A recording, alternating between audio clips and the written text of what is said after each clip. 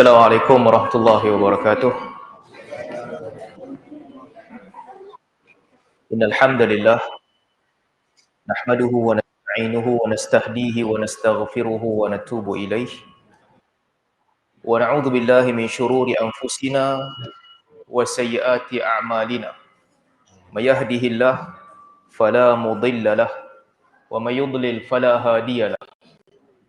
Wa asyhadu an la ilaha illallah wahdahu la syarika lahu wa asyhadu anna Muhammadan 'abduhu wa rasuluh. Allahumma salli ala Muhammad wa ala ali Muhammad kama sallaita ala Ibrahim wa ala ali Ibrahim.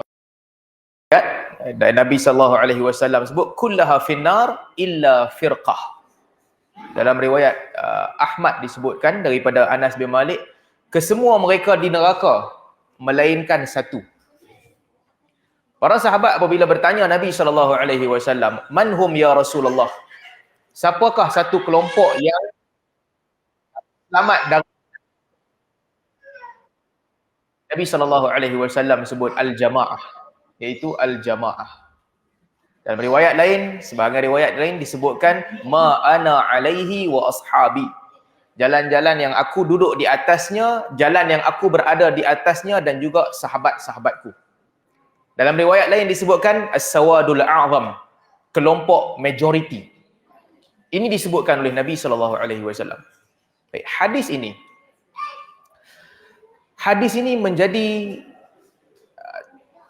menjadi ungkapan ataupun hadis ini digunakan oleh semua kelompok bagi menggambarkan kelompok mereka yang paling betul.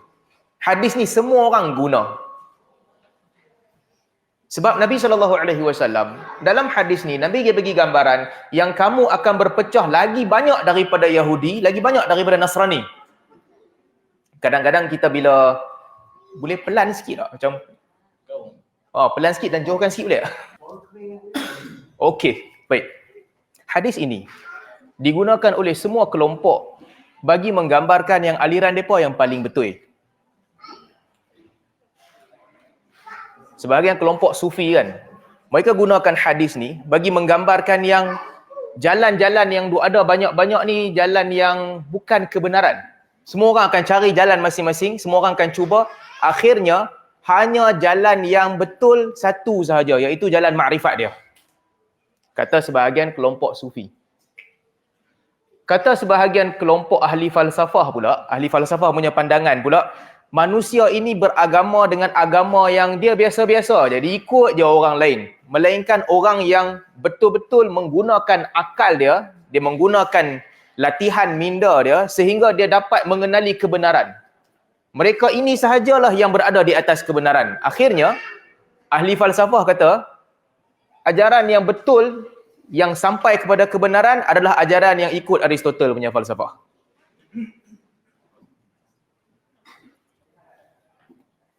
Ulama Ahlus Sunnah wal Jamaah pula, okey, pada pandangan ulama Ahlus Sunnah wal Jamaah, kita berpegang sebagaimana dipegang oleh ulama Ahlus Sunnah wal Jamaah. Bila Nabi SAW sebut tentang perbezaan, Nabi kata umat akan berbeza dan akan berpecah dengan perpecahan yang lebih besar daripada kelompok Yahudi dan Nasrani terdahulu. Tapi di situ Nabi SAW sebut, bila sahabat tanya, jalan mana yang betul, jalan mana yang selamat, Nabi SAW sendiri telah memberikan jawapan jalan yang akan selamat, iaitu al-jamaah, orang yang melazimi jamaah ataupun mengikut jamaah. Apa maksud jamaah? Ataupun apa maksud hadis ni? Baik. Bila Nabi SAW kata 70, dalam penggunaan biasa orang Arab kan, 7 ni nak menggambarkan banyak. Kalau 1 sampai 10, kita nak kata dia dekat hujung-hujung, dekat peak tu, kita kata 10. Antara 10 sampai 100, nak kata 10 yang tinggi-tinggi tu boleh jadi 70, boleh jadi 80, boleh jadi 90 lebih. Arab akan guna perkataan 7. 7 nak menggambarkan yang belah atas, dekat dengan dia punya bumbung. Jadi Nabi SAW kata 70. Dalam persoalan yang kedua pula orang timbulkan, okey dah 70, kenapa pula Nabi SAW sebut 73? Apa signifikan number 3 tu? Ada ulama yang mereka kira satu pecahan mazhab-mazhab ni semua berapa banyak, jadi kepada 73. Tapi pada pandangan saya yang lebih tepat adalah di sini Nabi SAW sebut 73 sebab nak bagi gambaran yang perpecahan kamu akan lebih besar daripada perpecahan Yahudi dan Nasrani. Sebab tu Nabi SAW sebut mereka berpecah kepada 71 ataupun 72, kamu akan berpecah kepada 73. Jadi hadis ni nak menunjukkan dia bukan tentang number, tapi nak menunjukkan dua benda. Satu, umat Islam mau tak mau mereka akan berpecah. Mereka akan pergi kepada banyak aliran yang berbeza-beza. Dan yang kedua, perpecahan umat Islam ni Nabi SAW nak gambarkan lagi banyak daripada Yahudi dan Nasrani. Ini dua iktibar daripada hadis ni. Kadang-kadang kan kita lihat sebahagian orang nak, bila mereka berdebat dengan Yahudi dan Nasrani, mereka bagi gambaran ataupun sebahagian tokoh-tokoh memberi gambaran yang kami tak berpecah macam Yahudi dan Nasrani. Kami kurang berpecah berbanding Yahudi dan Nasrani. Di satu sudut betul, iaitu Al-Quran. Kita tak berbeza pada Al-Quran. Kita pegang pada Al-Quran, mereka berbeza pada kitab mereka. Tetapi di sudut yang lain, ungkapan itu tak betul. Kerana Nabi SAW bagi gambaran yang kamu akan berpecah lagi besar daripada Yahudi dan Nasrani punya pecah. Lagi banyak daripada mereka. Dan apabila kamu berpecah, yang paling betul kata Nabi SAW adalah al-jamaah, yang melazimi jamaah. Apa maksud jamaah? Jamaah ini merujuk kepada, kalau tuan-tuan ikut kelas sirah yang kita cerita dalam kelas sirah, bila berlaku pertembungan di antara umat Islam, Allah Subhanahu Wa Taala takdirkan para sahabat pada ketika itu mereka mengambil pendirian yang sama. Para sahabat kesemua mereka telah membai'ah Sayyidina Ali radhiyallahu anhu selepas Sayyidina Uthman. Para sahabat radhiyallahu anhu mengambil pendirian untuk mereka mempertahankan Sayyidina Uthman di hujung pemerintahan Sayyidina Uthman. Para sahabat radhiyallahu anhum mengambil keputusan, kebanyakan mereka mengambil keputusan untuk apabila Sayyidina Hasan menyerahkan pemerintahan kepada Muawiyah bin Abi Sufyan radhiyallahu anhuma, mereka bersama membai'ah Muawiyah kesemuanya. Ini jamaah. Bila berlaku pertembungan, mereka mengambil keputusan itu. Baik. Apakah jamaah ni, bila Nabi SAW kata jamaah ni betul, maksud dia setiap zaman kena ikut majoriti. Apakah setiap zaman majoriti sentiasa betul? Tak semestinya. Sebab setelah zaman para sahabat, Allah Subhanahu Wa Taala telah takdirkan pemerintahan berbeza-beza mazhab. Dia tak boleh jadi semua mazhab ni betul. Dan zaman Imam Ahmad, kita baca dalam sejarah Imam Ahmad, setelah zaman Mu'tasim, Imam Ahmad pada ketika itu, dia cuba memaksa orang untuk mengikut mazhab Mu'tazilah. Zaman Mu'tasim, Mu'tazilah. Ramai orang yang dipenjara. Al-Buwaiti, murid Imam Syafi'i rahimahullah, dibunuh. Imam Ahmad dipenjarakan. Ramai ulama pada ketika itu mengambil keputusan untuk menyembunyikan mazhab mereka. Mereka beriman bahawa Al-Quran ni kalamullah macam Ahli Sunnah wal Jamaah. Tapi sebab Mu'tasim paksa mereka mengikut Mu'tazilah, Mu'tasim punya pandangan Al-Quran ni makhluk. Mu'tasim kata mustahil Al-Quran kalamullah. Sebab Al-Quran ni baru. Dia terdiri daripada huruf-huruf dan juga ayat-ayat yang bercantum. Dulu tak bercantum, kemudian dia bercantum. Apabila dia bercantum, ini benda baru. Bila benda baru, dia bukan kalamullah. Dia adalah makhluk ciptaan. Para a'imah sebelum itu, Yazid bin Harun, Ahmad bin Hanbal dan sebagainya, mereka bertegas Al-Quran kalamullah. Zaman Mu'tasim, ramai orang dipaksa untuk mengikut Mu'tazilah. Dan ramai ulama yang akhirnya mereka tak ada pilihan, mereka ikut macam Mu'tasim juga. Ataupun mereka mendiamkan diri, tak bercakap tentang akidah. Imam Ahmad, ketika dia dipenjarakan, dia minoriti. Bismillah. Sebelum tu kan saya nak, sebab ni selingan sikit lah cerita untuk orang yang tengok. Ramai orang duk tanya, saya minum tangan kiri ke minum tangan kiri? Saya tak tahu, banyak orang duk tanya komen, pasal apa minum tangan kiri? Ini saya nak abang. Sikitlah selingan. Bukan untuk tuan-tuan, untuk orang yang tengok. Ini namanya tangan kanan. Okey, ini namanya tangan kanan. Sebab kamera ni, dia rekod macam selfie. Bila dia rekod macam selfie, tuan-tuan kalau tengok live ke apa kan, nampak macam saya minum tangan kiri. Tapi ya, ini nama dia tangan kanan. Okey? Saya biasa pakai jam tangan kanan. Jadi kalau tuan-tuan tengok saya minum dengan tangan yang pakai jam ni, kira tangan kanan lah. Kamera boleh berbeza. Kamera boleh berbeza. Dia pusing kat sana, dia nampak kat belah lain. Tapi kalau tangan yang saya pakai jam ni, kira tangan kanan lah. Salam, bismillah. Pakai jam ni kan, sunnah tangan kanan ke kiri? Hah?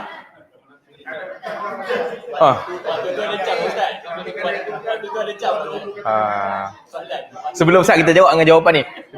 Siapa ada pandangan? Pakai jam sunnah ni tangan kanan ke kiri? Macam mana? Lebih baik tangan kanan. Fatwa Haji Mus. Fatwa adik tu kata kanan juga. Tapi banyak orang pakai tangan kiri kan? Ikut selesa.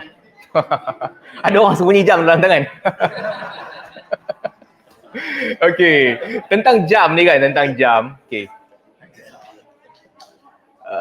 Dalam hadis bihadhi, Nabi larang pakai cincin dengan wusta dan juga sababah. Jangan pakai jari tengah dengan jari ni. Untuk laki, perempuan pakailah jari tangan pun tak apa, jari kaki pun tak apa, suka hati. Laki Nabi tak bagi pakai dua jari ni lah. Nabi tak bagi. Nabi sendiri pakai tangan kanan, tangan kiri dalam hadis riwayat Muslim, jari hujung sekali. Antara sebab dia, antara hikmah dia, apabila Nabi SAW suka bekerja dengan tangan kanan, apa sahaja kerja dengan tangan kanan, memotong dengan tangan kanan, menguli tepung dengan tangan kanan, menjahit baju dengan tangan kanan, sebab yuhibbu tayammunan, Nabi suka kanan. Jadi bila Nabi suka kanan, maksudnya kalau letak cincin di tangan kanan, dia mengganggu pergerakan bila nak kerja. Bila nak kerja, dia mengganggu. Nak uli tepung, cincin duk ada kat tangan, tepung kan melekat kat celah-celah cincin. Nak sembelih binatang, katakan nak sembelih kambing, cincin duk ada kat tangan kanan, kita genggam, dia kacau kena jari sebelah. Zaman tu orang tak menulis. Nak menulis, pakai tangan kanan, melekat tangan kita atas meja, susah nak tulis. Susah sebab tangan. Jadi mungkin disebabkan itu Nabi SAW pakai cincin tangan kiri. Sebab tangan kiri, tangan kanan digunakan untuk pergerakan, untuk buat kerja dan sebagainya. Tangan kiri Nabi pakai cincin. Dan bila Nabi SAW masuk tandas, Nabi akan buka cincin tu. Kita tak buka pun tak apa, sebab cincin kita cincin batu biasa. Cincin Nabi SAW Nabi buka. Sebab cincin Nabi ada tulis Muhammad Rasulullah. Ada tulis nama Allah. Nabi akan buka untuk masuk ke tandas. Dalam sebahagian riwayat disebutkan, kalau Nabi nak masuk, Nabi akan pusing yang ada nama kalamullah tu, perkataan Allah, Nabi akan pusing ke belakang, bukan sembunyikan dia. Dalam sebahagian riwayat. Dalam sebahagian riwayat lain menyebutkan, Nabi SAW nak masuk tandas, Nabi buka cincin tu. Jadi itu mungkinlah di antara hikmah Nabi SAW pakai cincin tangan kiri. Balik kepada cerita jam. Jadi sunnah jam kanan ke kiri? Macam mana? Nak kias dengan semua benda lain ke nak kias dengan cincin? Betul lah kot. Wallahu a'lam, betul lah kot. Cuma jawapan yang betul, zaman Nabi mana ada pakai jam, tak ada sunnah dalam bab ni. Dia pun tak pakai jam. Tapi bagi yang memilih untuk pakai tangan kiri sebab nak mudah tulis dan sebagainya, pada saya tak ada masalah. Sebab Nabi SAW pakai cincin tangan kiri. Antara hikmahnya tangan kanan nak guna buat kerja. Bagi yang nak memilih pakai tangan kanan pun tak ada masalah. Cincin jam dia boleh pakai dua-dua belah. Suka hatilah terpulang. Boleh kias dengan tu. Boleh kias dengan cincin Nabi SAW tangan kiri. Boleh juga kias dengan Nabi suka kanan dalam setiap benda. Ahmad saya bagi jam kat dia, dia pakai jam. Dia pakai tangan kanan juga. Tapi dia balik sekolah, jam ni penuh pensel punya ni. Sebab dia tulis. Dia tulis pakai pensel, tangan dia letak atas kertas tu. Tulis, balik je jam daripada kuning, tali kuning tu dah jadi hitam. Sebab pensel punya ink. Kan? Jadi mungkin untuk yang banyak menulis ni lebih sesuai daripada, mungkin sesuai kiri kot yang banyak menulis. Saya tak kerja pakai pen, saya kerja pakai keyboard. Jadi terpulanglah masing-masing. Kita kat mana tadi? Ini cerita. Cerita ni lah. Cuma moral of the story ini tangan kanan ya. Jangan tanya soalan dah.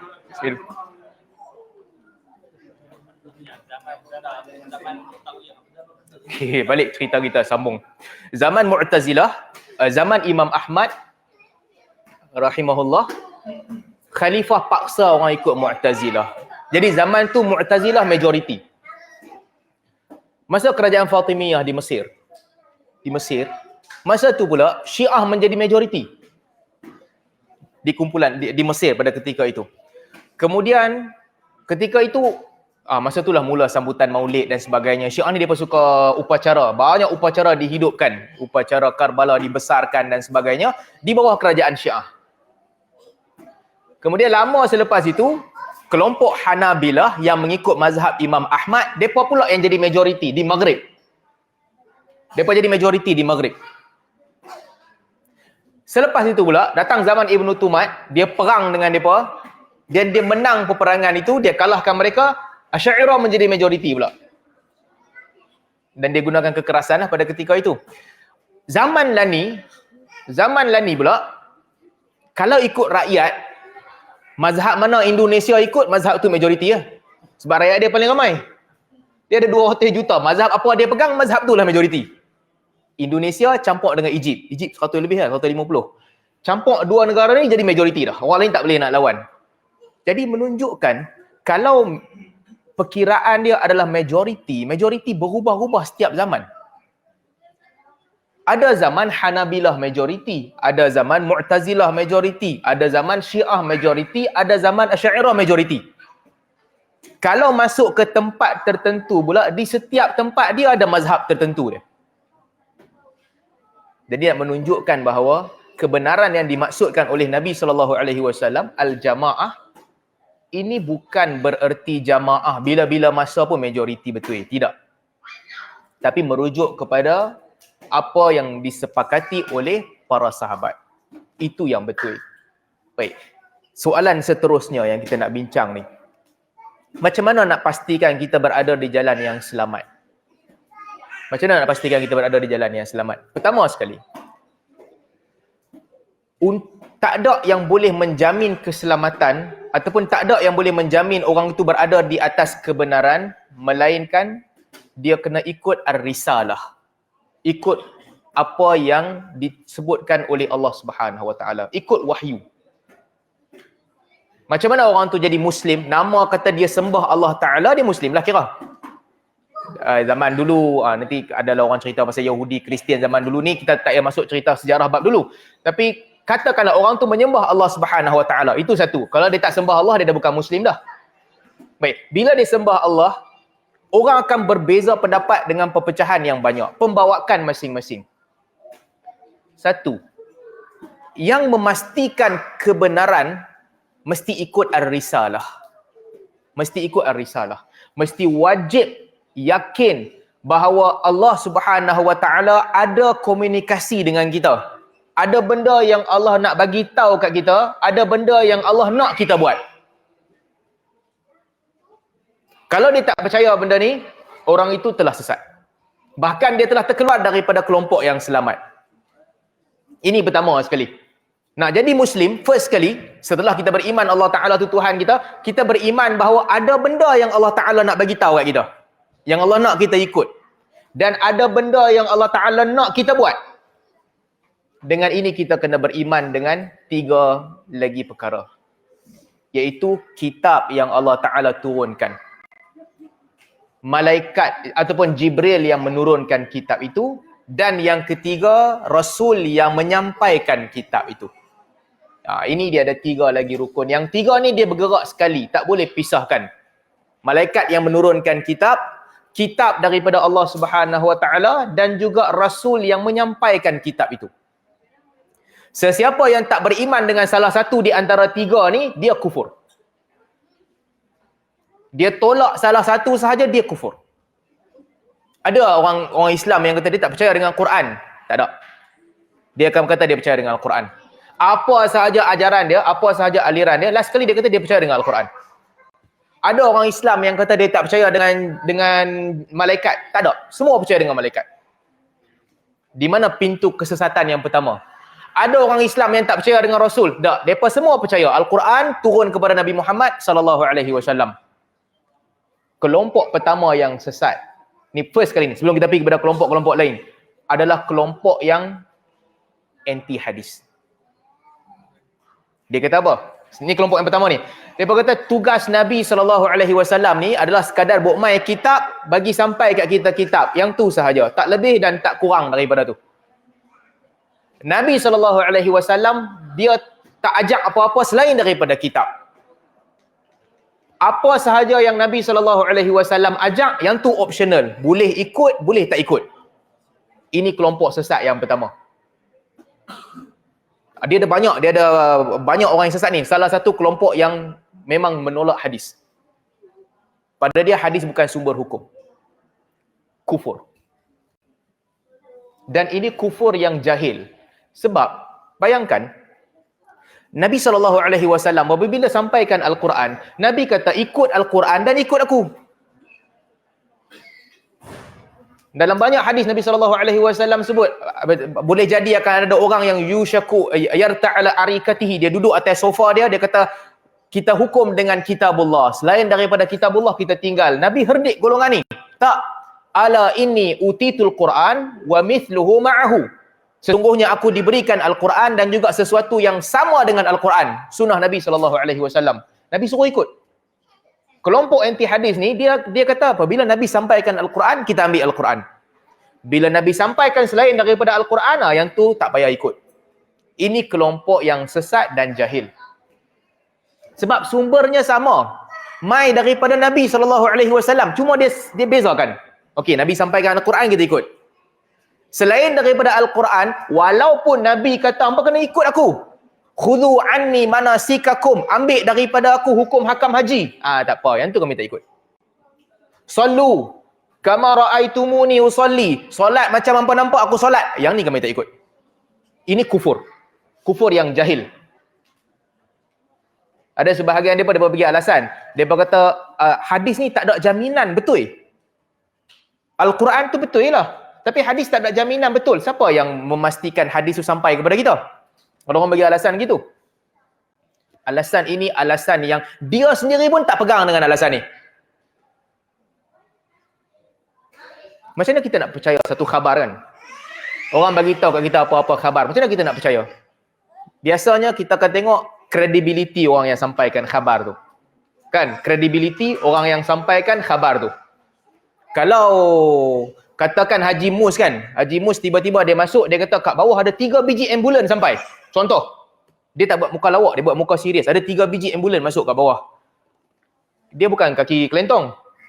Dan dia cerita benda yang, okey, dia cerita. Satu, credibility. Yang kedua, reliability. Cerita tu masuk akal.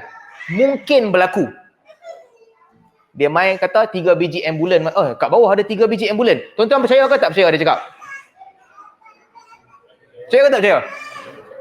Percaya. Kan? Sebab dia ada credibility. Cerita tu pun mungkin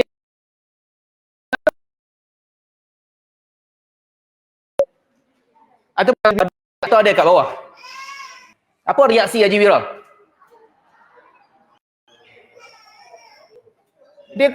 Orang tu dipercayai. Katakan Haji Kaya dia masuk, dia kata Haji Wira, ada orang tengah duk start kereta kat bawah. Apa reaksi Haji Wira? Dia turun tengok kereta dia lah. Dia percaya tak? Percaya. Sebab penyampai berita tu ada credibility. Cerita itu ada reliability. Cerita tu dipercayai. Anti hadis ni dalam kehidupan seharian depa, kisah-kisah yang begini depa percaya. Ada anti hadis yang bila-bila Allah Haji Kai mai cerita kat dia, kereta tengah ada orang start. Dalil ni ahad ke mutawatir? Berapa orang yang nampak? Hang seorang je nampak, aku tak percaya. Baik pi kat kereta aku. Ada orang buat macam tu tak? Sebab tu saya kata anti hadis ni kelompok yang sesat dan jahil. Apabila hadis sampai kepada kita, hadis sampai melalui rantaian perawi yang satu mereka dipercayai. Yang kedua, cerita-cerita itu bukan cerita yang mustahil. Dan cerita itu ada sistem dalam hadis untuk menolak cerita yang syaz. Yang ketiga, kebanyakan hadis-hadis yang disampaikan, hadis ini juga sebenarnya bukan datang dengan satu jalan, datang dengan banyak jalan. Apa yang anti hadis buat? Al-Quran kami pegang, hadis kami tak pegang. Ini kelompok yang sesat. First kali kelompok yang terkeluar menolak hadis Nabi SAW. Itu satu. Bahkan kelompok ini adalah kelompok yang kufur. Yang menolak hadis Nabi SAW, mereka kufur. Yang pertama. Yang kedua, apabila ada satu kelompok lagi, dia tak tolak hadis Nabi SAW. Cuma dia punya kepercayaan, dia anggap bahawa hadis ni bukan untuk dia. Tuan-tuan akan jumpa orang-orang yang macam ni banyak di sekeliling kita. Hampa ini untuk hampa yang biasa yang berkena ikut Quran dan ikut sunnah. Aku bila sampai satu makam, bila sampai dia dah sampai tarikat ke, dia dah sampai ma'rifat ke apakah, dia tak payah dah, tak sama macam orang lain. Ibadat ni semua sekadar untuk nak sampai ke makam sahaja. Dah sampai makam ma'rifat, tak payah dah buat ibadat. Dia dah sampai satu keadaan, dia rasa dan dia yakin dia bersatu dengan Tuhan. Ketika itu dia tak payah buat ibadat dah. Ini satu lagi kufur juga. Ini kufur. Ini bukan sesat yang kecil-kecil ni. Siapa-siapa yang percaya pada bila-bila masa dia boleh berlepas diri daripada syariat Muhammadiyah, syariat Nabi SAW, dia kufur. Tak kira lah makam apa yang dia sampai sekalipun. Kalau dia rasa aku terlepas daripada syariat Nabi SAW, dia kufur. Sepower mana sekalipun kita wajib mengikut syariat Nabi SAW. Mereka akan buat cerita kadang-kadang. Samalah macam Nabi Muhammad dengan Nabi Khidir, Nabi Musa dengan Nabi Khidir alaihissalam. Nabi Musa, dia dapat wahyu, dia ikut wahyu, dia ajarkan orang. Tapi Nabi Khidir tak diwajibkan untuk ikut Nabi Musa. Nabi Khidir dia dapat ilmu laduni sendiri daripada Allah Subhanahu Wa Taala. Okey, kalau ada orang claim dia dapat ilmu laduni, kalau ada orang claim, tengok apa yang dia cerita. Kalau sekadar dia cerita tentang firasat sahaja, itu kita tidak mengkafirkan mereka. Kalau dia cerita pasal firasat sahaja, aku ada ilmu laduni, firasat aku kata apa-apa sahajalah firasat yang dia kata. Mengikut ilmu dan ramalan aku, Asian Cup kali ini Korea nanti menang, contoh. Yang ni dia tak kafir. Dia tak kafir. Itu firasat sahaja. Mana hang tahu? Ini ada ilmu laduni, dia kata. Dia tak sesat. Firasat. Aku punya pengamalan ilmu aku ni, aku nampak budak ni besar akan jadi satu orang yang ada nilai, dia power. Macam mana hang tahu? Ini ilmu yang isyarat Allah Ta'ala bagi ke aku. Kalau sampai ini sahaja, mungkin cakap dia tu betul. Mungkin cakap dia tu tak betul. Mungkin firasat tu jadi betul, mungkin tak jadi. Firasat ni kadang-kadang, ialah sebahagian orang-orang besar, orang-orang alim firasat dia ada yang jadi, ada yang tak jadi. Tapi kalau sampai ke tahap dia dapat ilmu apa ke, sehingga dia berlepas diri daripada syariat Nabi SAW, aku tak wajib dah nak buat benda ni. Ini kufur. Orang tengah duduk semayang, ada sebahagian kelompok-kelompok sufi ni, zikir punya banyak, bukan main banyak zikir. Tangan kira kalau tak ada tasbih pun kira gerak juga. Tapi semayang tak pi. Semayang tak pi, dia duduk, dia sembang, tangan duduk gerak-gerak zikir. Bila tanya, apa sebab hang tak pi semayang? Alah, semayang ni sebenarnya nak bagi kita dekat dengan Allah Ta'ala. Tapi kami ni bila sampai satu makam, kami boleh dekat dengan Allah Ta'ala sampai kami rasa kami dah bersatu dengan Tuhan. Tak payah semayang dah. Kufur. Kepercayaan tu kufur.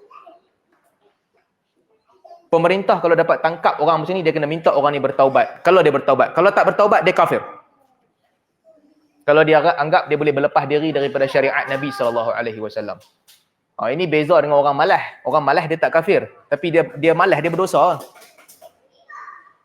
Bulan puasa dia makan lah apa lah. Bila orang tangkap dia pasal faham makan, dia kata dia kena gastrik. Kena gastrik tak boleh puasa. Yang ni dia tak kafir lah.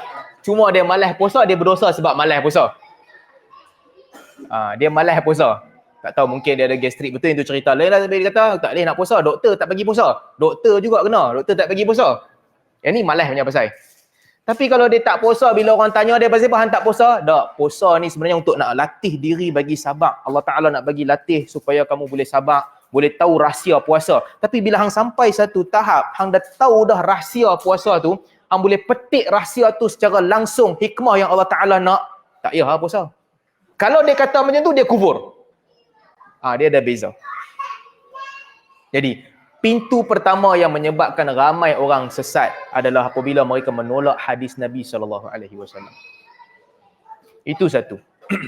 Jadi, kena berpegang dengan kitab, kena berpegang dengan malaikat yang turunkan kitab, kena berpegang dengan hadis Nabi SAW ataupun Nabi yang menyampaikan kitab tu.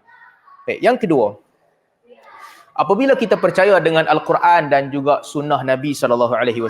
Bismillahirrahmanirrahim. Sekali lagi tangan kanan dah ni, bukan kiri ya. Kita keluar tajuk ke 5 minit. Apabila kita berpegang dengan sumber hukum ni, kita tahu bahawa ada benda yang Allah Ta'ala nak sampaikan kepada kita yang kita wajib percaya. Ini satu. Tadi sepasal sumber. Di sebalik sumber ni semua, Al-Quran dan juga sunnah Nabi SAW. Di sebalik ni, Allah Ta'ala nak kita percaya beberapa benda yang kita mesti percaya. Siapa yang tak percaya sebagaimana dituntut oleh Allah Subhanahu Wa Taala melalui Al-Quran ataupun menerusi Nabi SAW, ini semua kelompok yang sesat. Dia tak ada lebih kurang ni. Kena percaya apa yang Allah Ta'ala suruh kita percaya. Kita berpegang bahawa Al-Quran yang kita duk baca ni, dia bukan sekadar cerita, tapi itu adalah ilmu dan hakikat. Al-Quran tu mengandungi hakikat, dia bukan cerita kosong. Sebab itu Imam Ghazali kata, Al-Imam Al-Ghazali kata, ahli falsafah ketuhanan, ahli falsafah ni dia ada 3 lah. Ada ahli falsafah yang dia tak percaya Tuhan. Ada ahli falsafah yang dia percaya Tuhan, tapi tabi'iyin. Dia ni percaya dengan fizik dan biologi sahaja. Dia ada rahsia di sebalik alam. Tapi selepas manusia mati, ni semua dah habis. Tak ada kebangkitan. Ini pun sesat. Ada ahli falsafah ilahiyah. Ahli falsafah ketuhanan. Yang mereka kumpul-kumpul hujah akal, mereka percaya dengan ketuhanan dengan hujah akal. Mereka percaya adanya yang menjadikan alam ini, tapi alam ini, yang menjadikan alam ni tak ada sifat. Dia tak ada sifat. Dia sekadar wujud mutlak sahaja. Imam Ghazali kata ini pun kafir juga. Ketuhanan tak boleh ambil daripada falsafah. Ini Ibn Taymiyah dan dengan Imam Al-Ghazali sepakat dalam bab ni. Ketuhanan tak boleh ambil daripada falsafah. Sebab ketuhanan dikenali dengan Al-Quran dan sunnah Nabi SAW. Kita tak tahu sebenarnya. Kan, banyak benda kita tak tahu tentang hakikat ketuhanan, kepercayaan. Kita hanya tahu apabila Allah Ta'ala cerita kat kita sahaja. Falsafah punya kepercayaan, ahli falsafah punya kepercayaan, dia mengkiaskan benda yang dia tak nampak dengan benda yang dia nampak. Itu sahaja. Apabila dia nampak, akal dia nampak bahawa setiap satu yang berlaku ni dia mesti ada permulaan dan mesti ada bercantum. Semua benda mesti bercantum.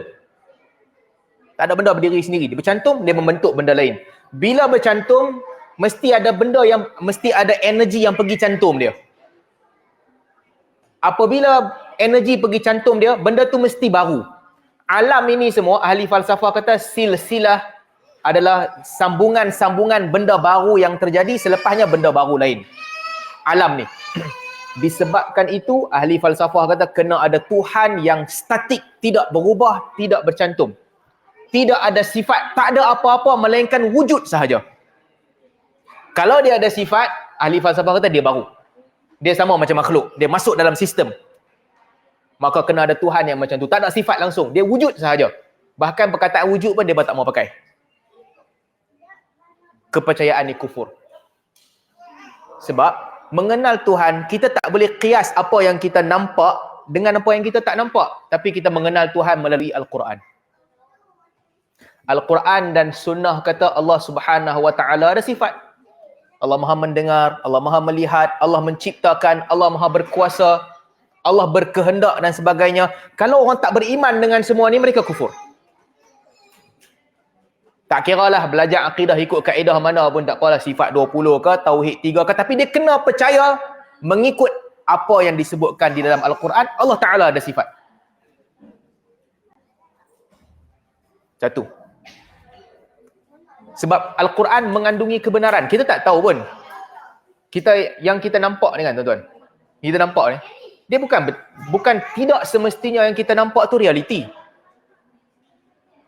Padahal benda yang kita nampak pun belum tentu itu realiti. Apatah lagi benda yang kita tak nampak. Ribuan tahun sebelum kebelakangan ni lah, ribuan tahun manusia menyangka bahawa dia nampak bintang. Untuk ribuan tahun orang sangka, aku nampak tu ni, yang aku tengah nampak bintang tu lah. Mata kita bagi tahu otak kita, aku nampak bintang. Baru berapa ratus tahun kebelakangan ni yang manusia tahu, rupanya bukan kita tengok bintang tu. Kita tengok bintang tu pada 10,000 tahun dulu. Ataupun 8,000 tahun dulu. Baru-baru ni, berapa ratus tahun ni baru manusia discover yang kita nampak tu bukan yang tu. Kalau jarak bintang tu daripada kita 10,000 tahun cahaya, yang kita nampak ni adalah cahaya yang dipancarkan 10,000 tahun dulu, bukan yang kita nampak lah ni. Bayangkan, mata kita nampak pun bukan realiti. Boleh jadi bintang tu ada kat situ. Boleh jadi bintang tu dah tak ada kat situ pun. Tapi kita sangka, aku nampak bintang. Betul, memang aku nampak tu bintang. Tak, yang hang tengok tu bukan bintang tu. Yang hang tengok tu adalah pancaran bintang tu. Tak kira lah 8,000 tahun dulu, 10,000 tahun dulu, 7,000 tahun dulu. Yang tu yang hang nampak. Apatah lagi benda yang kita tak nampak. Apatah lagi yang kita tak nampak. Di sini kita perlukan kepada wahyu. Yang kita buat ni kan, apa yang kita buat ni? Kita angkat ni, kita letak, kita cakap ni. Ini semua, kita memang buat pilihan sendiri tanpa ketentuan Tuhan ke Allah Ta'ala dah tentukan? Yang kita buat ni, yang saya cakap ni, Allah Ta'ala dah tentukan ke tak? Saya sendiri yang memang berkuasa mutlak untuk buat apa saya nak buat. Allah Ta'ala tentukan. Logik akai, mana kita tahu? Yang kita tahu, aku buat sesuatu lah, aku tengah cakap, yang ni kita tahulah. Tapi adakah Allah Ta'ala dah tentukan ke? Allah Ta'ala tak tentukan, mana kita tahu? Logik akal tak boleh membantu. Maka dalam bab ini, kita perlu kepada wahyu. Ma asaba min musibatin fil ardi wala fi anfusikum illa fi kitabin qabla an nabra'aha. Inna dhalika 'ala Allah yasir. Tidak ada sesuatu pun yang menimpa diri kamu, ataupun menimpa kamu ataupun menimpa diri kamu sendiri, melainkan telah tertulis di dalam kitab sebelum kamu dijadikan. Sebelum Allah ciptakan kamu, itu dah ditulis di dalam kitab. Sesungguhnya yang demikian itu mudah bagi Allah Subhanahu wa taala. Wallahu khalaqakum wama ta'malun. Allah yang menciptakan kamu dan juga apa yang kamu lakukan. Di sini kita perlu wahyu. Sebab kita tak tahu realiti dia apa. Maka ini yang kedua. Dalam bab kepercayaan, firqatun najiyah, kelompok yang selamat adalah kelompok yang mengikut wahyu. Maka bila ulama bahaskan kepelbagaian kelompok apa semua ni, siapakah yang mengikut wahyu? Siapakah yang mengikut Al-Quran dan mengikut sunnah? Ringkasnya, ada 3 kelompok ni. Sama ada yang mengikut A'immatus Salaf, apa yang dipegang oleh A'immatus Salaf, ataupun Asy'ariyah dan juga Maturidiyah. 3 mazhab ni, ringkasnya. Sebab ketiga-tiga mazhab ini mengatakan Al-Quran kena ikut hadis Nabi alaihi wasallam. Kemudian mereka ada perbezaan pandangan. Dalam beberapa bab mereka ada perbezaan pandangan. Ini yang penting, ketiga-tiga mazhab ini bertunduk kepada wahyu. Saya bagi contohlah satu contoh. Saya selalu cerita bab sifat, saya tak mau cerita bab sifat, nak cerita bab lain pula. Takdir, perbuatan kita. Okey, Allah Ta'ala takdirkan perbuatan kita. Al-Quran sebut dengan jelas. Allah ciptakan kamu, Allah ciptakan tindak tanduk kamu. Al-Quran sebut. Tak ada apa pun yang berlaku, termasuklah daun yang jatuh, melainkan fi kitab. Melainkan ilmu Allah Subhanahu Wa Taala telah tentukan. Ketiga-tiga mazhab ni, mereka percaya bahawa Allah Subhanahu Wa Taala telah mentakdirkan segala sesuatu. Tetapi dalam masa yang sama, Allah Subhanahu Wa Taala tidak zalim. Allah tidak zalim. Seseorang itu dihukum kerana tindakan dia. Allah takkan masukkan neraka orang yang tak layak masuk neraka, Allah takkan masukkan. Allah Ta'ala tak zalim. Macam mana nak gabungkan dua nas ni? Macam mana nak gabungkan dua nas? Para a'immatus salaf kata nak gabungkan dua nas ni sebagaimana yang disebutkan di dalam Al-Quran dan disebutkan di dalam sunnah. Allah Ta'ala ada kehendak, Allah Ta'ala ada takdir, Allah Ta'ala ada kuasa. Dan Allah Ta'ala berkuasa untuk menjadikan kita ini berkehendak. Dan kehendak kita sama dengan kehendak Allah Subhanahu Wa Ta'ala, tak ada masalah. Bukanlah kontradik untuk kita ada kehendak. Allah Ta'ala ada kehendak juga dan kehendak itu selari. Artinya orang yang dia nak memilih untuk jadi kufur sebagai contoh, dia ada option untuk jadi kufur. Dia buat option tu untuk jadi kufur. Dalam masa yang sama, yang dia buat itu adalah takdir Allah Subhanahu Wa Ta'ala. Ketentuan Allah Subhanahu Wa Ta'ala. Kamu pilih sendiri, Allah tak paksa kamu. Tetapi apa yang kamu pilih itu telah berada di dalam ilmu Allah, telah berada di dalam ketentuan Allah Subhanahu Wa Ta'ala. Ini pendirian para a'immatus salaf. Tak ada clash. Kita buat pilihan, Allah Ta'ala buat ketentuan. Ketentuan kita dan pilihan kita dan ketentuan Allah Subhanahu Wa Ta'ala boleh bergerak seiring. Dia bergerak seiring. Para imam Asy'ariyah pula, a'immatul Asy'ariyah, mereka katakan ini semua ketentuan Allah Subhanahu Wa Ta'ala. Apabila dia ketentuan Allah Subhanahu Wa Ta'ala, kita tak ada pilihan lah. Sebab pada mereka kalau kita ada pilihan, dia bukan ketentuan. Maka a'immatul Asy'ariyah mengatakan kita buat sesuatu. Nama dia al-kasb. Kita memilih untuk buat dan kita buat, kita ada kuasa untuk buat. Dalam masa yang sama, kuasa kita untuk buat itu ditentukan oleh Allah Subhanahu Wa Ta'ala. Dan juga apa yang kita buat itu sebenarnya yang memberi kesan adalah Allah Subhanahu Wa Ta'ala. Dia ada beza sikitlah mazhab ni. Cuma hakikatnya mazhab-mazhab ini semua berpegang dengan kesemua hadis-hadis Nabi SAW dan kesemua ayat Al-Quran. Perbahasan dia berbeza, cara syarah dia berbeza, tapi tak tolak Al-Quran dan tak tolak sunnah Nabi SAW. Jadi ini adalah kelompok yang tidak menolak Al-Quran. Mereka mengisbatkan sifat Allah Subhanahu Wa Ta'ala. Perbahasan lanjut ni kena ikut kelas akidah lah. Ini satu bab. Bab kepercayaan. Lepas kita mati, apa jadi kat kita? Mana kita tahu? Sebab tak ada orang yang dah mati, dia boleh main balik nak main abang. Mana ada orang dia dah mati 40 tahun, 50 tahun dulu, dia patah balik, mai aku nak cerita kronologi apa jadi lepas mati, 1, 2, 3. Tak boleh, orang tak boleh cerita.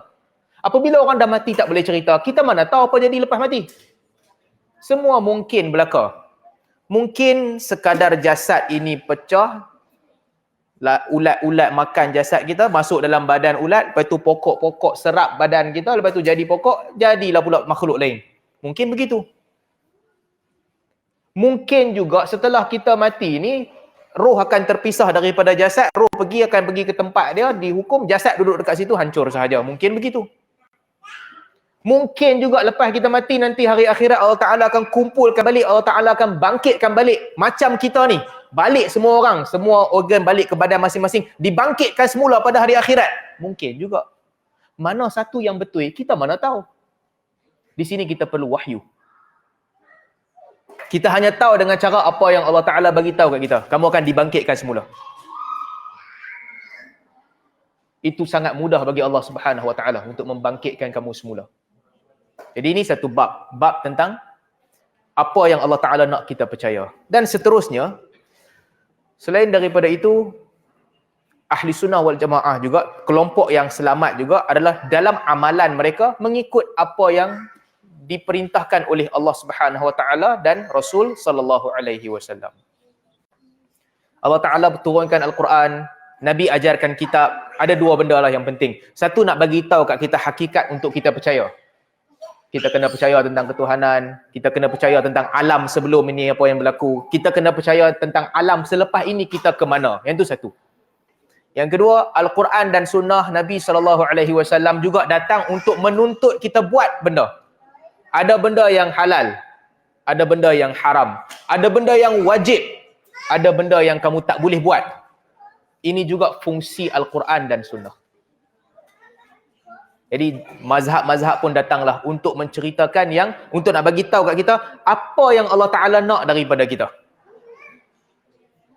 Ini termasuklah rukun Islam, beramal dengan rukun Islam, solat, zakat, puasa, haji dan sebagainya. Sebab ini semua tuntutan agama yang datang dengan Al-Quran dan sunnah. Allah Ta'ala bukan utuskan kita sesuka hati kita nak buat apa-apa dekat dunia ni. Tak, ada benda yang Allah tuntut yang kita kena buat. Jadi kelompok yang selamat, satu kelompok itu adalah kelompok yang buat macam Allah Ta'ala tuntut daripada dia. Selain daripada yang Allah tuntut. Ini satu bab lagi yang saya nak sebut juga. Sebab ramai orang kadang-kadang dalam bab ni mereka tersilap faham. Dalam bab bid'ah sebagai contoh. Benda yang Nabi tak suruh buat. Nabi tak suruh buat. Kalau buat juga, adakah termasuk dalam kelompok yang sesat ke tidak? Nabi tak suruh buat, dia buat juga. Tak semestinya. Tidak semestinya. Walaupun Nabi SAW memerintahkan kita untuk ikut Nabi.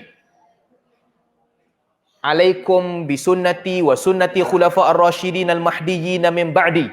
Hendaklah kamu ikut sunnah aku dan sunnah khulafa ar-rasyidin yang diberi petunjuk selepas aku. Iyyakum muhdatsatil umur. Jaga-jaga jangan kamu buat benda-benda baru. Walaupun Nabi sebut itu.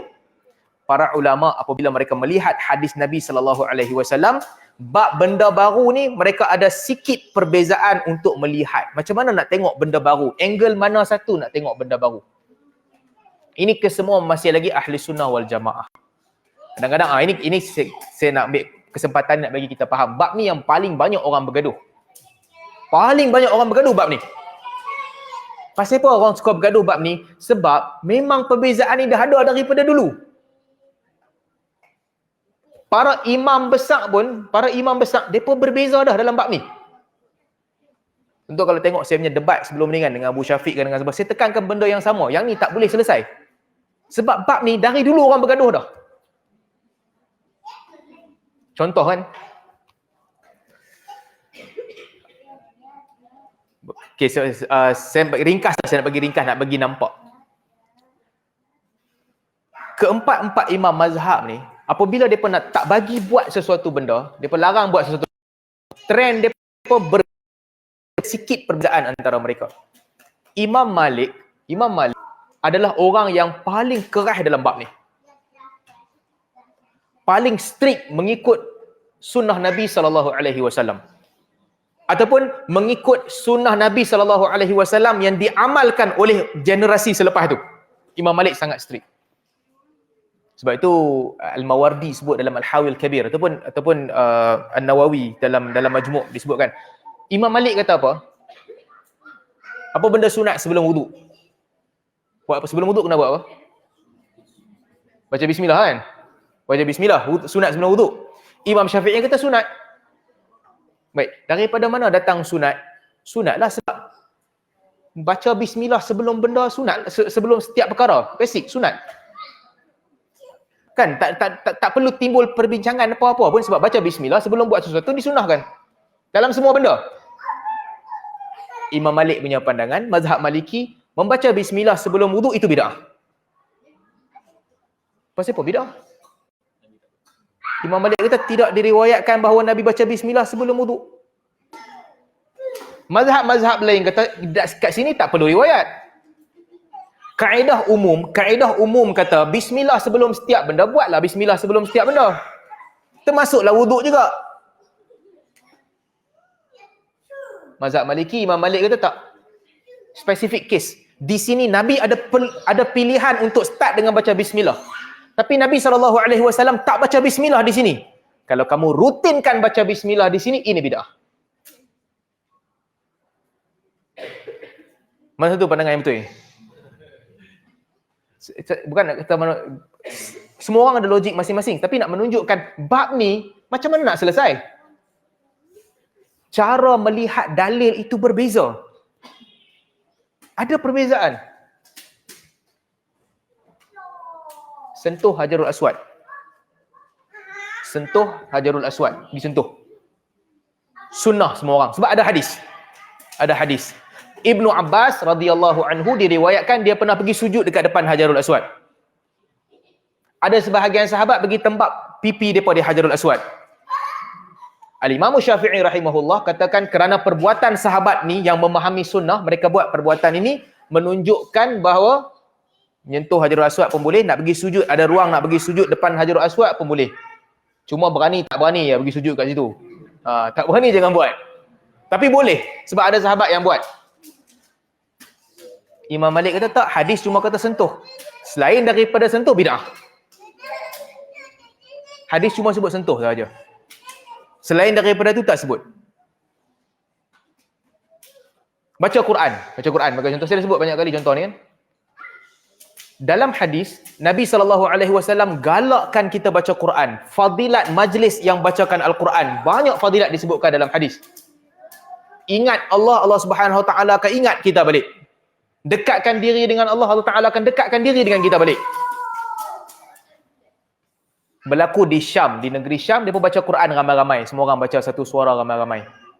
Orang tanya fatwa kepada Imam Malik, boleh tak boleh buat macam ni? Imam Malik kata, yang ni bid'ah. Baca Quran. Ya, memang baca Quran. Takkan bid'ah. Cara macam tu, Nabi tak buat, yang tu bid'ah. Tapi mazhab-mazhab lain kata, baca api macam mana pun tak apa. Itu trend dia, trend Imam Malik. Tentang bid'ah. Trend Imam Syafi'i pula tentang bid'ah, Imam Syafi'i lain. Imam Syafi'i menilai, di sebalik amalan itu, kalau dia ada tertakluk, termaktub di bawah dalil yang umum, kena lihat amalan tu bawa kesan baik ke bawa kesan buruk. Apa di sebalik amalan tu? Kumpul ramai-ramai untuk selawat pada hari Jumaat, membaca Al-Quran. Imam Syafi'i kata yang ni okey. Sebab tak ada keburukan pada amalan itu. Ada dalil suruh banyak selawat. Kamu pilih satu hari untuk kamu selawat, yang senang untuk orang mai pada malam tu, orang selawat. Tidak ada masalah pada malam tu untuk orang selawat. Amalan-amalan yang orang hidupkan pada malam hari raya, orang hidupkan tahajud, lepas 30 hari puasa ada semayang, kemudian malam Syawal ramai orang tinggal daripada sibuk. Maka ramai yang menghidupkan amalan itu pada pandangan ulama mazhab Syafi'i, yang ni tak ada masalah. Boleh. Hidupkan juga malam tu, cuma jangan hidupkan seperti Ramadan. Amalan-amalan melihat kepada di sebalik amalan tu ada apa. Lafaz niat. Imam Syafi'i tak sebut lah. Cuma ulama mazhab Syafi'i mengatakan lafaz niat ni bagus lah. Sebab dia menguatkan hati. Ulama mazhab Syafi'i kata dia bagus, menguatkan hati. Ikut kaedah Imam Malik tadi, memang tak boleh lah. Nabi tak lafaz, hampir lafaz siapa? Ikut kaedah ulama mazhab Syafi'i, tak nak peringat jiwa kita. Sebab takut kita tak dan nak niat, kita nak buat benda lain, terus kita takbir. Maka nak peringat kita niat dulu. Mazhab menilai daripada sudut yang berbeza. Sebab tu mazhab Syafi'i dia lebih menilai kepada di sebalik amalan tu ada apa. Kendurai roh boleh tak boleh? Kita jangan cerita pasal Maliki. Maliki memang semua tak boleh. Syafi'i boleh tak boleh?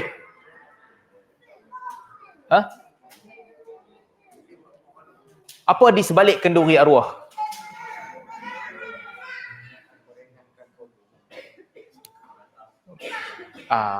Pada pandangan Imam Syafi'i, dia mengambil nas daripada sahabat, ini adalah mengingati kematian setelah kematian yang agama tak bagi. Setelah kematian ucap takziah, dan agama perintahkan kamu pergi bagi makan kepada keluarga orang yang sedang dalam musibah itu, mudahkan urusan mereka. Bila buat kenduri pada malam awal kematian ini, seolah-olah kamu memberatkan kepada mereka. Macam mana pun memang akan berat juga. Melainkan sponsor semua, mereka main makan, begitu mereka balik ya. Tapi kebanyakan dia tidaklah semudah itu, mereka kena prepare juga. Dia kena kemas rumah, dia kena tunggu orang mai, dia kena tunggu sampai orang balik serentak dan sebagainya. Ini bukan lagi takziah. Selepas 3 hari, dalil-dalil syarak menunjukkan lepas 3 hari, semua orang kena move on. Jangan ucap 3 hari, ucap takziah. Masuk hari keempat, move on. jalan macam biasa kehidupan kamu. Kecuali seorang je, iaitu bini orang mati tu. Bini orang mati tu 4 bulan sebelum hari, dia kena remain macam itu. Dia kena stay macam tu. Dia tak boleh pakai make up dia tak boleh keluar saja-saja, dia tak boleh buat benda ni semua. Selain daripada bini, tak boleh. Kalau perempuan ni biasa dia pakai bedak keluar rumah, dia pakai bedak sebelum keluar rumah, katakan dia laki dia mati, bedak ni nak bagi hilang jerawat dia lah, tutup jerawat-jerawat dia apa semua. Laki dia mati, dia tak boleh pakai benda tu. Kalau terpaksa keluar juga, dia tak boleh berhias. Macam biasa je. Tapi yang tu untuk bini saja, orang lain tak payah sibuk. Anak perempuan, sedihlah bapak mati, aku pun sama. Hang bukan. Hang macam biasa je. Ini syarat ajak begini. Untuk bini je. Selain daripada bini, tak payah ada lebih-lebih. Move on. Apabila buat kenduri pada malam ke-7, malam ke-40 dan sebagainya, dia mengingatkan kematian.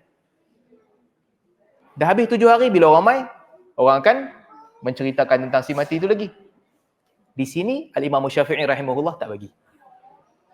Trend dia berbeza. Imam Malik melihat kepada amalan tu sendiri. Ada tak ada asas. Imam Syafi'i melihat kepada di sebalik amalan tu apa. Imam Abu Hanifah pula, kadang-kadang Abu Hanifah ni dalam mazhab Hanafi ada sebahagian perkara yang ulama kritik. Ada hadis, tapi hadis tak sampai dekat dia ataupun pada pertimbangan dia hadis tu tak sahih, dia hukum bid'ah. Solat istisqa, dia kata bid'ah. Sujud syukur ni menarik. Ada hadis yang sujud syukur sahih. Abu Hanifah kata bid'ah. Sebab hadis tu pada pandangan dia tidak sahih, dia kata bid'ah. Pada pandangan ulama mazhab Syafi'i pula, Imam Mawardi sebut sujud syukur sunnah, ada hadis. Tapi sujud saja seronok-seronok, tak ada apa pun. Allah, rasa macam kurang pahala, nak sujudlah tambah pahala. Yang tu bid'ah. Ini bukan sujud syukur, ni sujud seronok-seronok. Nak seronok-seronok buat benda lain, jangan buat masuk dalam ibadat. Jadi bab ni orang akan berbeza pandangan. Ni bab ni saya nak macam mana pun orang tetap akan berbeza. Tak boleh bagi orang tak berbeza. Ada orang akan kata yang ni bid'ah, ada orang akan kata yang ni tak bid'ah. Tak boleh tak bagi tak beza. Bahkan kalau orang yang dia nak ajak kepada tasamuh kan, dia nak ajak kepada tak apalah, benarkan semua sekali. Bagi je, orang nak buat apa pun bagi je. Dia pun kalau dia jenis pegang mazhab yang orang nak buat apa bagi je orang buat. Kalau tiba-tiba orang kata yang dia buat tu bid'ah, dia marah juga. Tak boleh, hang tak boleh kata bid'ah. Hang pun sama. Pendek kata, dalam bab ni memang orang akan bergaduh. Memang orang akan bergaduh. Selonggak-longgak mazhab sampai seketat-ketat mazhab, mereka akan berbeza pandangan. Maliki kata yang ni bid'ah. Syafi'i kata yang ni bukan bid'ah. Mai mazhab baru pula kata jangan kata bid'ah langsung. Senang. Tak senang. Kalau dia pegang jangan kata bid'ah langsung, dia akan marah kepada orang yang kata bid'ah. Ini bab yang tak ada siapa yang akan selamat daripada nak berbeza pandangan. Cuma berbeza dalam bab ini bagi pandangan masing-masing lah. Itu cerita dia. Siapa nak kata sunnah? Dia kata sunnah. Pada pandangan aku, amalan ini amalan yang menepati sunnah. Kenapa menepati sunnah? Sebab sunnah menuntut untuk membaca Al-Quran. Ini salah satu cara untuk menggalakkan orang membaca Al-Quran. Setiap malam Jumaat kita standardize orang mai ke masjid baca Quran. Pada aku ini menepati sunnah. Okey.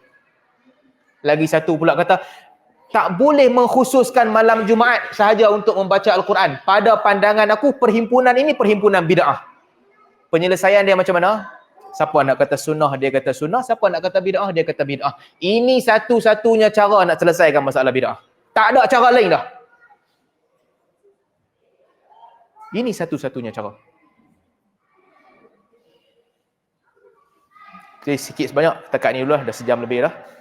Saya berhenti takat ni dulu. Kalau ada soalan, kita buka soalan sikit. Kalau tak, kita berhenti setakat ini sahaja.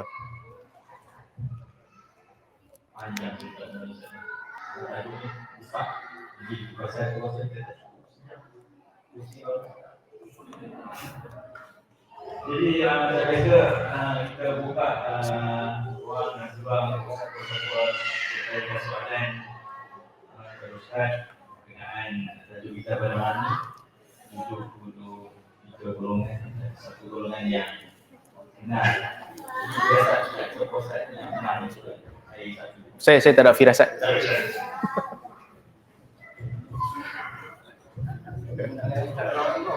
Assalamualaikum warahmatullahi Tadi kita ada satu golongan yang menolak khilafiyah, ada yang mengatakan khilafiyah ada masalah dalam lapan data. Contoh, ada yang bukan kalau cukup yang cukup tu halal. Ada yang kata sunnah, kalau sedenggang penting sunnah. Kalau biar bersepah-sepah tu tak sunnah. Macam mana pendapat? Yang penting khilafiyah, macam mana menyelesaikan? Okay. Sekali lagi dalam bab, termasuk juga bab soalan ni, kita takkan dapat pandangan yang boleh memberi satu kata putus untuk semua orang sepakat, tak ada. Baik. Apa hukumnya? Asalnya Nabi SAW sebut 5 perkara fitrah. 5 perkara fitrah. Antaranya auful lihyah, memanjangkan lihyah. Tinggal susun lihyah elok-elok. Wa akhfus syawarib, dan juga pendekkan misai. Okey, Nabi kata jaga janggut dan pendekkan misai. Ada konteks zaman hadis ini disebutkan. Satu konteks zaman tu, orang Yahudi pada ketika itu terbalik.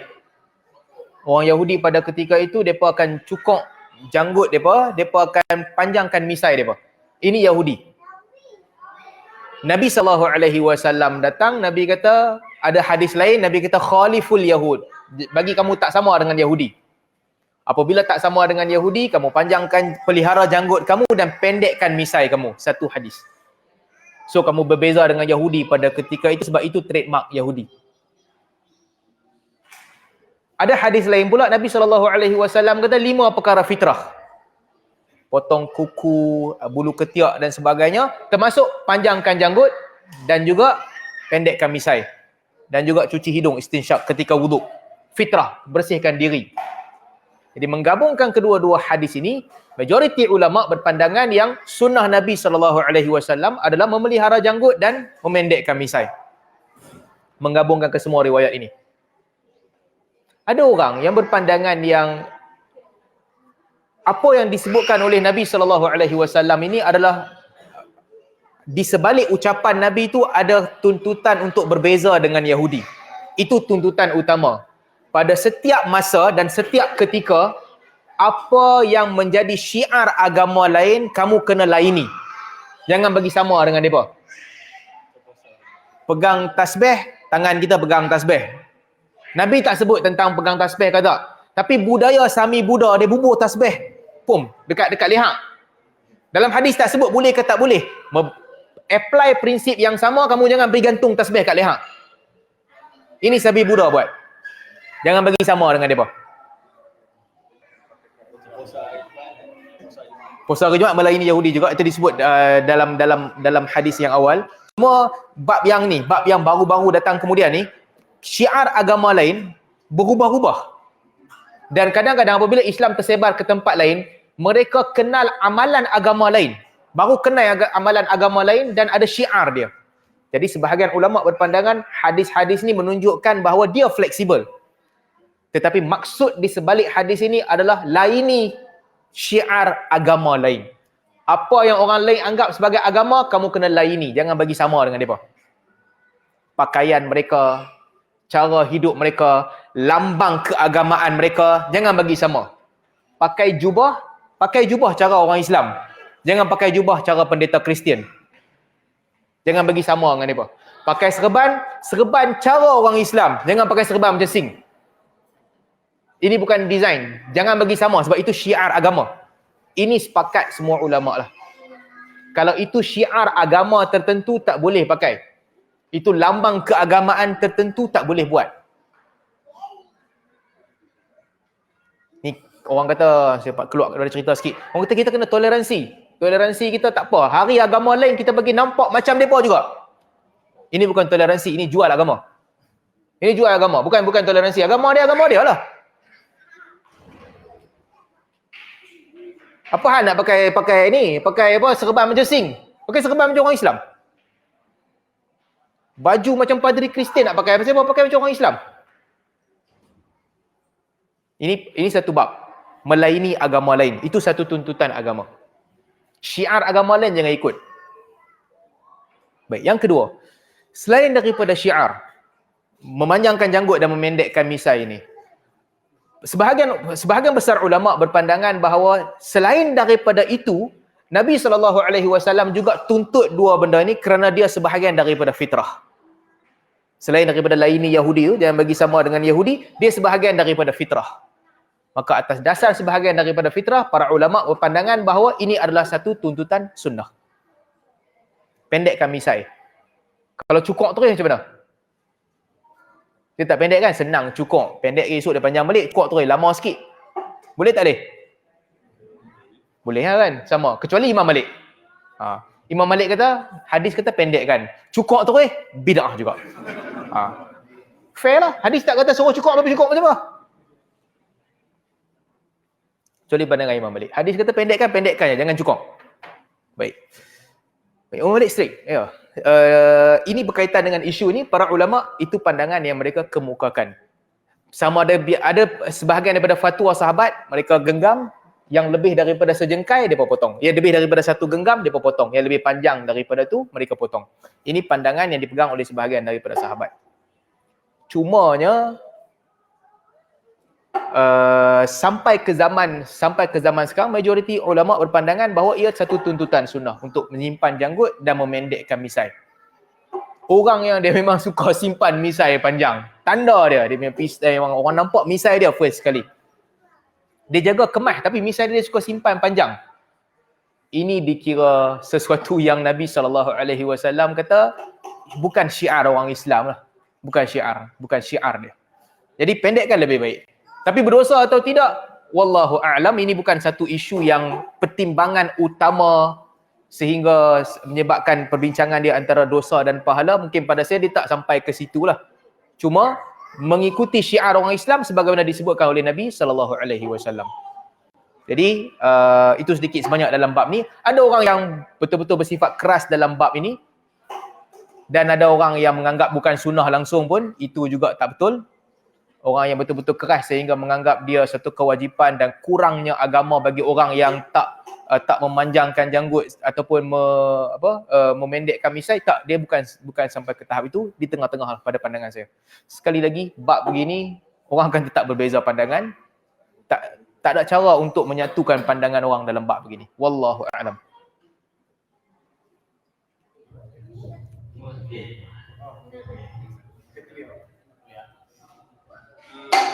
Ustaz tadi ada beritahu yang kenduri arwah bukan daripada mazhab Imam Syafi'i. Tapi majoriti orang Islam di Indonesia itu adalah amalan dia. Adakah dia orang tu tak ikut Imam Syafi'i ke macam ni? Baik, dalam bab ni kan saya nak untuk memudahkan semua orang, Nabi SAW menganjurkan kita untuk ucap ta'ziah. Ta'ziah adalah tuntutan sunnah. Ta'ziah tuntutan sunnah untuk 3 hari pertama selepas kematian. Artinya 3 hari pertama tu kamu jumpa keluarga orang mati, kamu ucapkan ta'ziah. Azzamallah ajrakum, ahsanallah azakum. Allah bagi kesenangan di sebalik kesulitan kamu dan Allah tambahkan pahala kamu. Ucapan-ucapan sebegitu. Jumpa mereka dan ucapkan. Untuk memudahkan sebahagian orang apabila setelah kematian mereka akan duduk di satu tempat. Ni budaya Arab lah, budaya di sini. Mereka akan duduk di dewan ke apa-apa. Orang akan datang ke situ untuk ucap takziah, lepas tu orang balik. Sambil ucap takziah tu orang mainlah minum teh apa semua, orang minum, ucap takziah dan balik. Kalau kena time ucap takziah tu keluarga tengah makan pada ketika itu, orang main join makan sekali kadang-kadang orang tak makan, depa pun makan dan balik. Itu berlaku di sini lah, budaya di sini. Di tempat kita pula budaya takziah ni tetap berlaku juga. Kan biasa kalau orang tak sempat nak mai lawat jenazah tu setelah kematian, orang akan pergi ke rumah orang mati tu untuk ucapkan takziah. Ini juga kena dengan sunnah Nabi SAW. Tuntutan sunnah. Kalau tak dan pergi ke kubur, lepas kita sampai lambat sikit, pergi ke rumah orang mati tu ziarah. Ziarah keluarga dia. Tuntutan Nabi yang kita buat. Kita memang buat. Dan kita juga buat, sebahagian kita ni, budaya kita, banyak juga budaya kita yang bagus. Kita pergi rumah orang, kita tak pergi saja-saja. Kita akan bawa kan. Kita bawa buah. kita bawa makanan, kita bawa lah apa-apa sikit-sikit. Ini juga tuntutan sunnah yang kita dah buat dah. Tuntutan sunnah yang kita dah buat. Pergi ke rumah orang mati, ucapkan takziah sambil bawa sikit untuk mereka makan. Kena dah dengan sunnah. Cuma apabila menghimpunkan orang untuk buat kenduri. Logik yang digunakan oleh orang, logik dia, biasanya orang kata satu nak bagi pahala. Sedekahkan pahala kepada orang mati itu. Yang kedua, nak baca Al-Quran. Kena baca Al-Quran atau pergi kepada orang mati itu. Yang ketiga, sedekah tu sampailah, mudah-mudahan sampai kepada orang mati tu.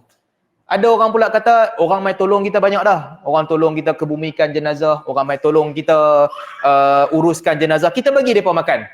Ini semua logik-logik yang kena lah dengan akal kita, kena.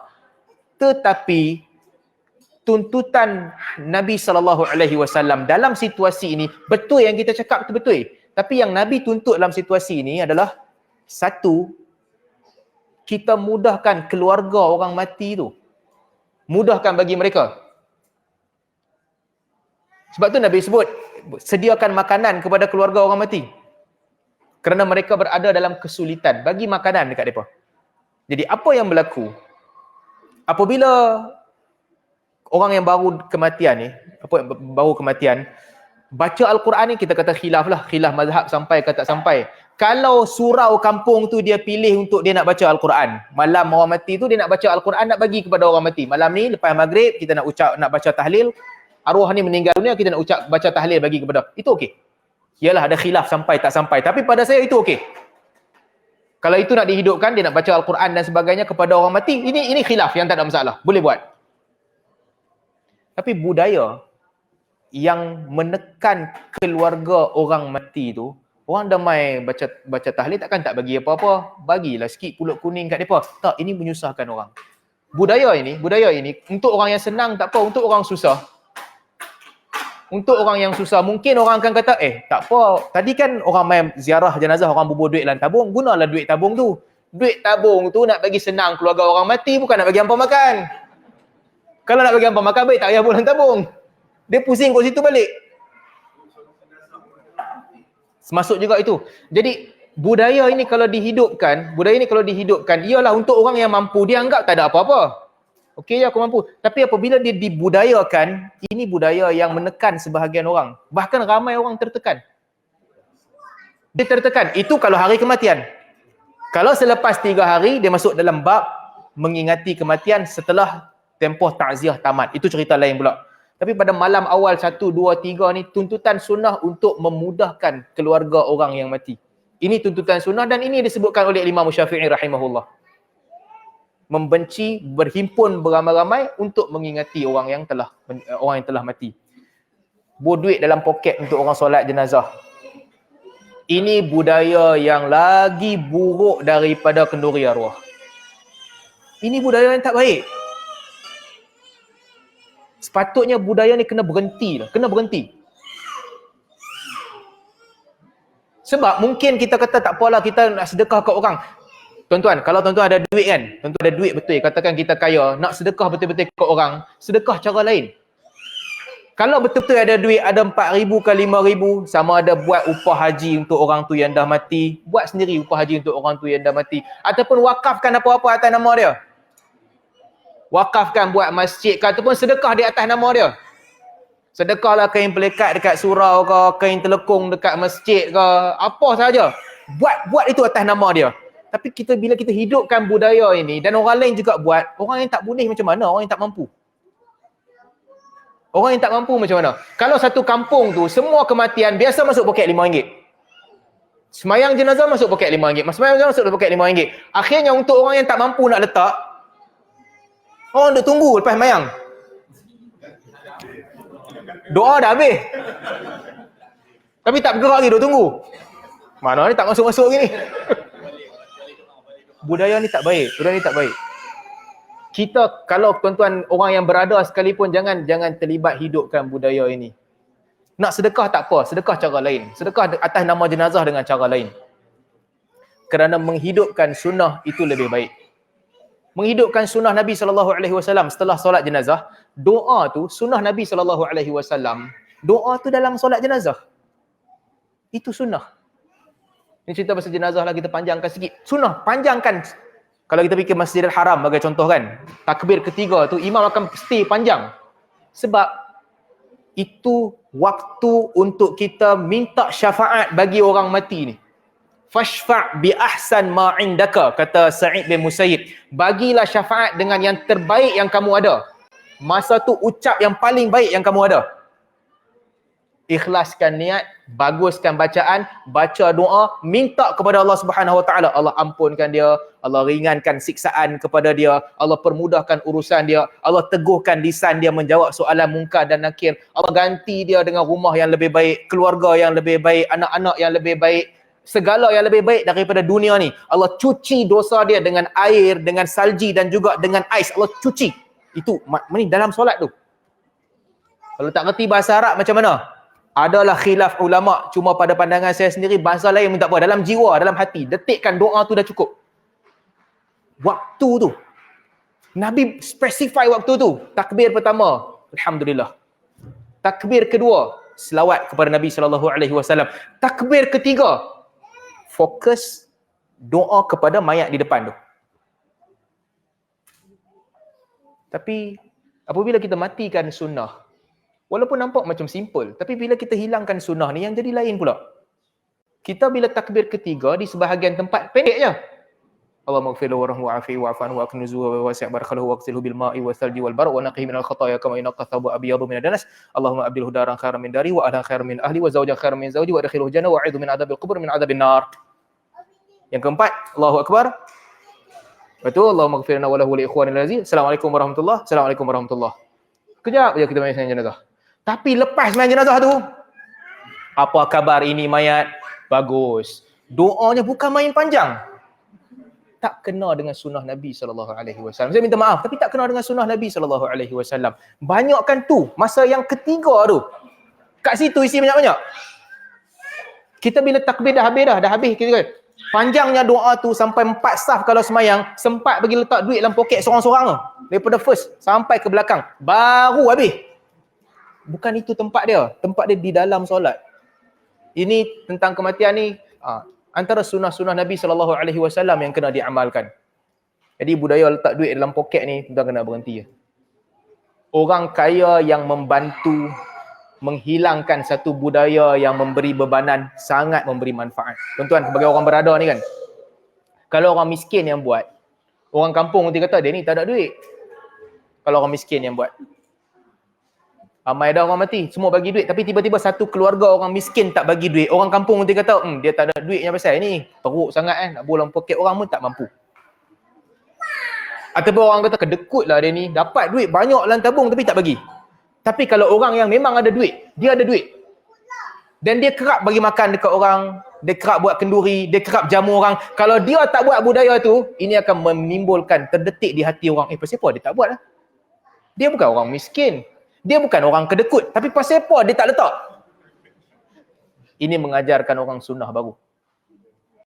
Ini bagus, mengajarkan orang sunnah baru. Orang miskin, hantaran kahwin kalau letak 3,000. 3,000 je.